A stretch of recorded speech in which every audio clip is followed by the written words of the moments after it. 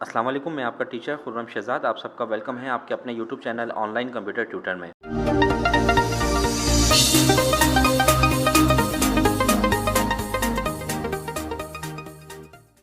हम सब जानते हैं कि सेल टैक्स हमारे यहाँ पाकिस्तान या बाहर के किसी भी ममालिक में बहुत सारी एजेंसीज़ कलेक्ट करने की मिजाज हैं, कलेक्ट करती हैं।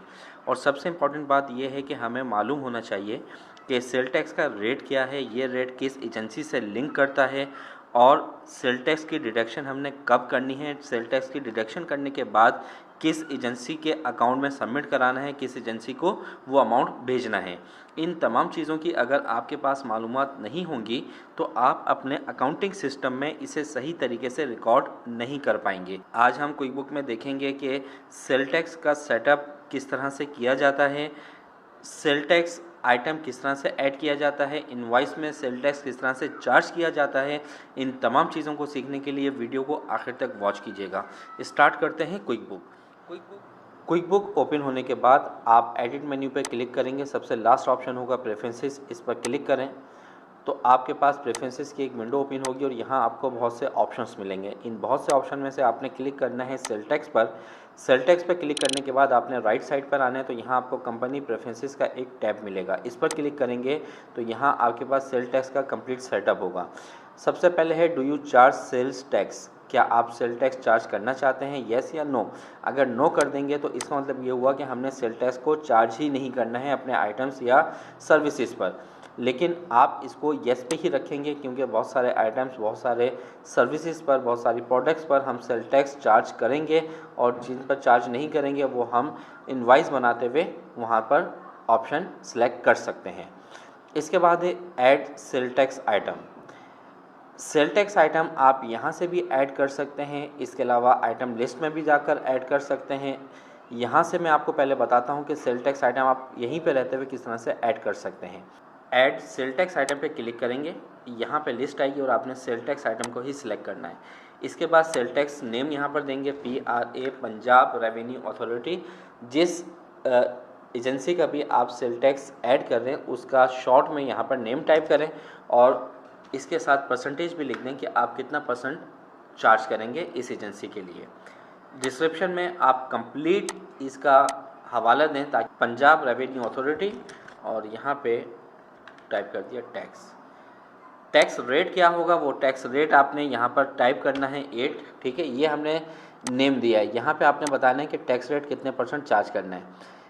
टैक्स एजेंसी, किस एजेंसी के लिए ये टैक्स आप लेंगे वो एजेंसी भी आपने यहाँ पर ऐड करनी है। जैसे कि हमने यहाँ पर पंजाब रेवेन्यू बोर्ड सेलेक्ट किया हुआ है, ठीक है। अगर आप यहाँ पर देखें तो आपकी जो टैक्स एजेंसी है वो वेंडर की लिस्ट में आ रही है। तो याद रखिएगा कि क्विक बुक में हम टैक्स एजेंसी को जब ऐड करते हैं तो उसको एज अ वेंडर ही ऐड करते हैं क्योंकि टैक्स की पेमेंट जो हमने डिडक्ट की हुई होती है वो हम अपनी टैक्स एजेंसी को देते हैं, यानी कि अपने वेंडर को देते हैं। तो यहाँ पर अगर आप कि वो एजेंसी ऐड नहीं है लिस्ट में तो आप यहाँ से रहते हुए भी ऐड कर सकते हैं। ऐड न्यू पे क्लिक करेंगे, यहाँ पर एजेंसी नेम टाइप करें, कंपनी नेम टाइप करें। बाकी जो वेंडर के ऑप्शंस में हमने पढ़ा था कि यही ऑप्शन आपने सेलेक्ट करना है, वो एजेंसी के लिए आपने सेलेक्ट नहीं करना है, बस सिर्फ नेम टाइप करें और इसके बाद ओके कर दें। ओके कर दें तो ये आपने ऐड कर दिया यहाँ पर PR, ठीक है। इसके बाद असाइन सेल टैक्स कोड। जब आप इनवॉइस क्रिएट करेंगे तो वहाँ आपके पास 2 कोड आएंगे, number 1 tax, number 2 non. Tax का मतलब ये है कि टैक्सेबल एंड नॉन का मतलब है नॉन टैक्सेबल। अगर आप किसी भी प्रोडक्ट या सर्विस का टैक्स चार्ज करना चाहते हैं तो वहाँ आपने कोड सेलेक्ट करना है टैक्स, और अगर चार्ज नहीं करना चाहते तो आप कोड सेलेक्ट करेंगे नॉन टैक्सेबल यानी कि नॉन।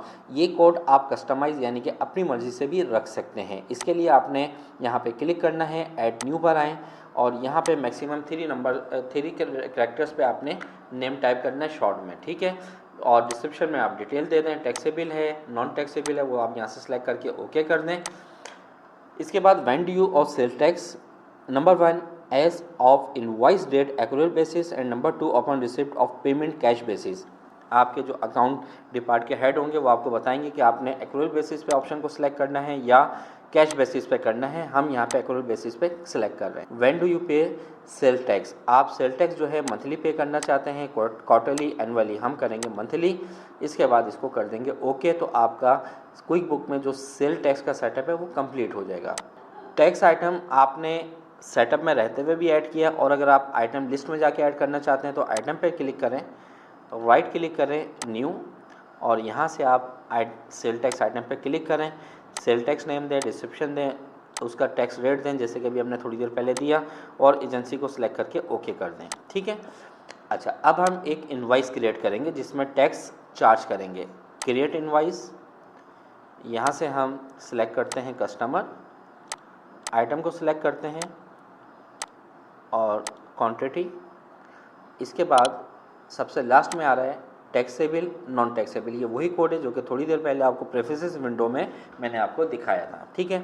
अगर आपने इसके ऊपर टैक्स चार्ज नहीं करना है तो नॉन टैक्सेबल को सिलेक्ट कर लें, तो ये देखें यहाँ पर टैक्स आपका 0 चार्ज हो रहा है। अगर आप यहाँ से किसी भी टैक्स को सिलेक्ट कर रहे हैं तो वो टैक्स यहाँ पर ऐड नहीं हो रहा है। लेकिन अगर आप टैक्स ऐड करना चाहते हैं तो यहाँ से आप टैक्सेबल को सिलेक्ट करें। इसके बाद आप किस एजेंसी के लिए टैक्स चार्ज करेंगे। ठीक है, पंजाब रेवेन्यू अथॉरिटी के लिए with holding tax, federal board of revenue के लिए हम कर रहे हैं विद होल्डिंग टैक्स 5%। तो ये 5% 55,000 में से इसने चार्ज कर दिया 2,750, और उसके साथ साथ टोटल में इसको ऐड भी कर दिया, जो कि ऑटोमेटिकली सारा काम हो रहा है। इसके बाद आपने सेव एंड क्लोज कर देना है। तो ये आपकी इनवाइस विद टैक्स बन चुकी है। तो उम्मीद करता हूँ कि ये तमाम ऑप्शन आपको अच्छे से समझ में आ गए होंगे। फिर भी अगर कोई प्रॉब्लम हो तो आप कमेंट्स में व्हाट्सएप पर हमसे पूछ सकते हैं। मिलते हैं नेक्स्ट वीडियो में, जब तक के लिए अपना ख्याल रखिएगा। अल्लाह हाफिज़।